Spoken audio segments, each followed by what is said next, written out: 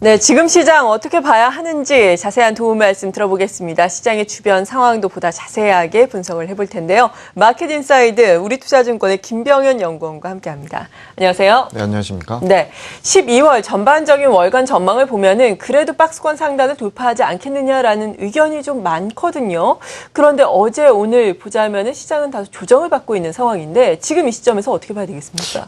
다소 희망적인 그런 얘기일 수도 있는데, 일단은 대부분의 이제 증시 참여자들은 그 박스권 상단 돌파를 좀 바라고 있는 이런 모습입니다. 근데 그렇죠. 최근에 이제 보면 아무래도 소비 시장, 미국 소비 심리에 대한 좀 갑론을박이 좀 많은 것 같습니다. 사실 블랙 프라이데이 자체는 사실은 한 2.3% 정도 증가하면서 예상치인 한 3.9%를 하회하는 이런 모습이었고, 다만 그거보다는 또 최근에는 소비 패턴이 좀 바뀌어서 온라인에 대한 판매가 증가하고 있기 때문에 실제로 오프라인만 보지 말고 특히 온라인 이제 사이버 먼데이라든지 이번 주가 이제 사이버 위크라는 이런 주를 감안을 한다면은 최근에 이제 이번 주 정도가 지나가야 전반적인 소비 심리를 알 수 있다라는 이러한 의견도 좀 있습니다.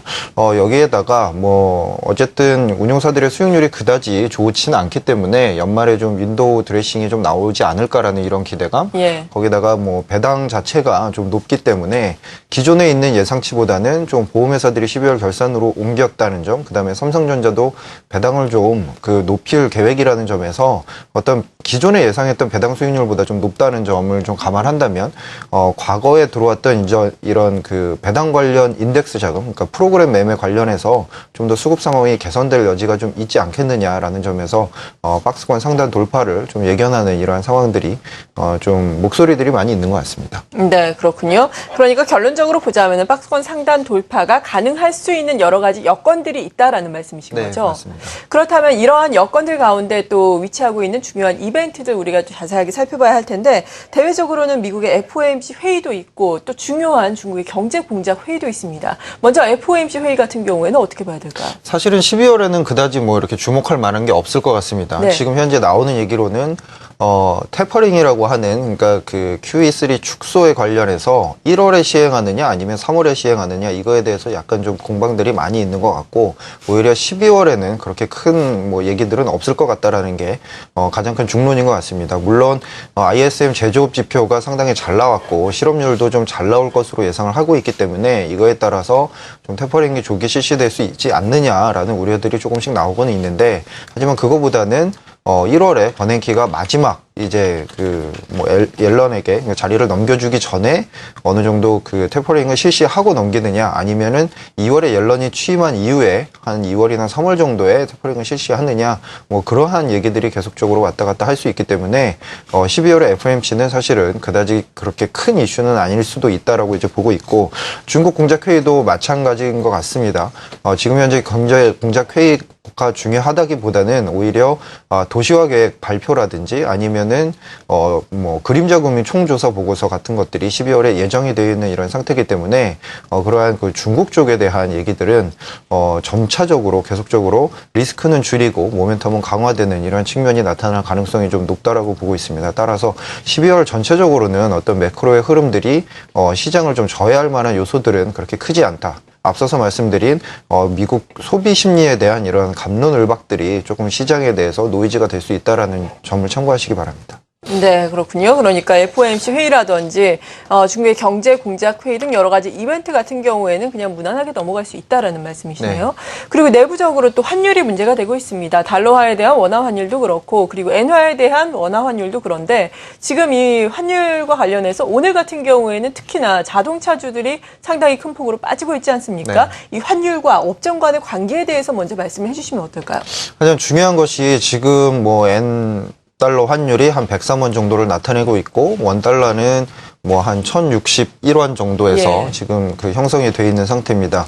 지금 우려하고 있는 점은 엔화 강세, 그리고 엔저는 약세가 나타날 수 있는 그러한 모습들이 좀 있다라는 점인데, 과거에 한 그 올해 초도 그렇고 한 5, 6월에 정도 나타났던 그런 상황에서는 원화와 엔화가 서로 이제 동조화되면서 어떤 영향력이 좀 줄어들 거다라고 봤는데, 지금 같은 경우에는 원화는 강세 쪽으로, 그리고 엔화는 약세 쪽으로 가면서 계속 원엔 환율이 계속적으로 이제 벌어지는 이런 현상들이 좀 나타나는 그런 모습입니다. 결국에는 섹터에 대한 영향력이 중요한데, 차트를 좀 잠깐 보시면서 말씀을 드리겠습니다.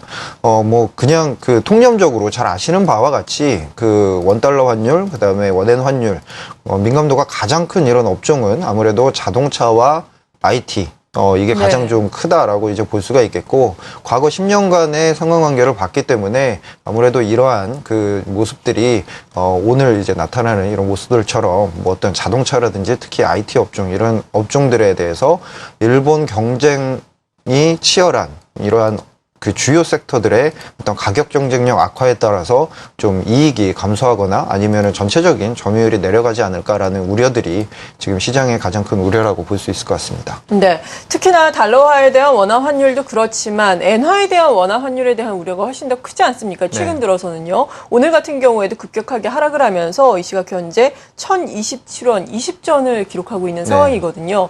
이럴 때 물론 우리나라 업체들 자동차도 그렇고 해외에 생산 기지들이 많아서 좀 경쟁력이 예전보다는 좀 나아졌다라고 이야기를 하고 있는데 이러한 부분은 어떻게 봐야 될까요? 맞는 말씀인 게, 예. 지금 뭐 원엔 환율 자체가 이렇게 계속 하락하는 거에 대한 우려는 높지만, 과거보다 금방 보여드렸던 상관관계는 사실은 통계치고 과거의 데이터인데, 지금 앞으로 이제 보시면, 센티먼트에 대한 악화, 그러니까 그 우려감만이 크지 실질적으로 그렇게 영향력은 크지 않다라고 이제 보시는 것이 가장 좋을 것 같긴 합니다. 네. 왜 그러냐면, 특히 IT 부품 같은 경우에는 제품 경쟁 구도가 좀 다소 바뀌었기 때문에 실질적인 그런 뭐 경쟁이 심화되는 이러한 모습들을 보이기는 좀 쉽지 않고, 특히나 자동차 같은 경우에는 중국 데이터가 오늘 나왔지만 유럽이나 중국이나 뭐 이러한 쪽에 대한 계속적인 점유율이 계속 뭐 유지가 되면서, 사실은 일본 자동차에 대한 이런 경쟁 구도가 어느 정도는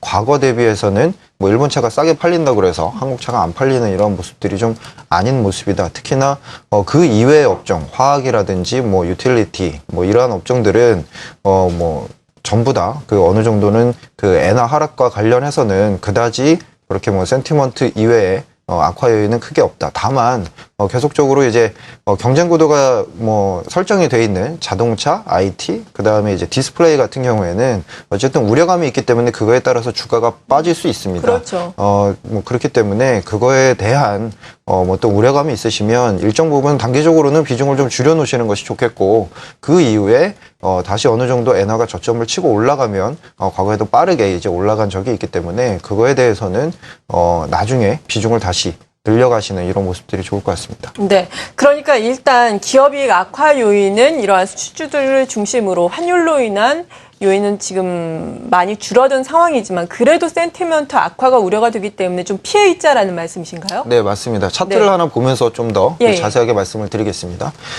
지금 보시면 과거에 이제 2003년 4월, 5월에 대한 차트입니다. 이때를 보시면 그 현대차 같은 경우가 이제 자동차 부품주의 뭐 업종 대표주라고 할 수 있는데, 한 25만 원 선에서 계속 있다가 엔화가 급격히 이제 하락을 하는 이런 모습들을 보이면서 주가도 같이 큰 폭으로 하락을 했습니다. 다만 저기 써 있는 것처럼 그때 당시에는 이제 1,080원 정도에서 이제 저점을 형성을 했었는데, 그러면서 약간 슬라이스하게 올라가는 이런 모습을 보이면서 오히려 주가는 빠르게 다시 25만 원 선으로 반등하는 이런 모습을 보였기 때문에, 지금 이 그림을 보자면 저희가 이제 학습 효과도 생각을 해야 되는데, 어느 정도 센티먼트에 의해서 주가는 다소 하향을 하지만 그 이후에 어느 정도 이제 엔화라든지 이러한 환율 요소가 바닥을 좀 형성을 하는 모습을 보이면 그 다음에 빠르게 다시 제자리로 찾아가는, 그러니까 저평가가 해소되는 이런 국면을 보였기 때문에 이러한 점을 좀 감안하신다면 단기적으로는 비중을 좀 줄이는 이런 모습, 줄이는 것이 좀 더 유리하겠지만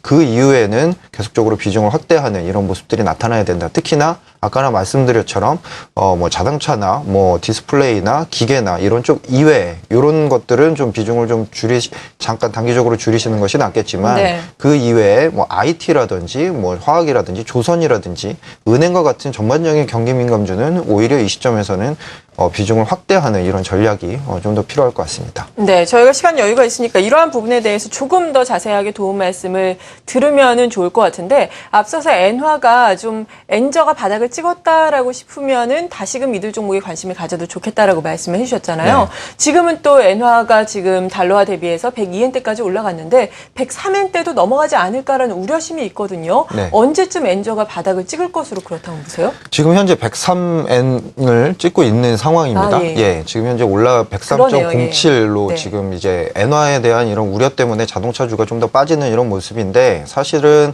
저희가 봤을 때는 그러니까 이제 지금 현재의 환율만 보지 마시고 현재 지금 뭐 그 파생 상품이나 이러한 것들이 대부분 이제 그 저항선 자체가 103엔, 그 다음이 이제 105엔 정도에 설정이 되어 있습니다. 따라서 103엔 이후로 빠지기는 사실은 좀 쉽지 않다라는 게 거의 이제 중론인 것 같고, 특히나 이게 105엔까지 가기도 사실은 좀 쉽지 않지만 연간 평균으로 보면 103엔에서 105엔 이 사이 정도가 가장 이제 엔화의 어느 정도 적정선이다라고 보고 있습니다. 물론 방향성 자체는 사실은 엔화 약세가 맞는 걸로 보입니다. 특히나 이제 본원 통화 자체를 한 2배 정도 늘리기로 했고, 소비세 인상 전에 한 번 더 경기 부양을 하는 이런 모습을 보이고 있기 때문에 엔화의 기조 자체는 뭐 약세로 보시는 것이 맞지만 이러한 속도가 좀 더 가팔라지기에는 지금 현재 어떤 뭐 파생 상품이나 낙인이나 뭐 이러한 정도를 생각을 해봤을 때는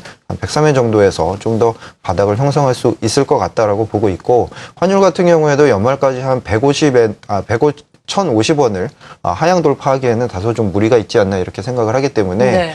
지금은 우려가 좀 깊지만 지금에서 그렇게 환율 변동성이 크게 나타날 가능성은 좀 크지 않다라고 보시는 것이 맞을 것 같습니다. 네, 잘 알겠습니다. 여기까지 알아보겠습니다. 우리투자증권의 김병현 연구원이었습니다. 고맙습니다. 감사합니다.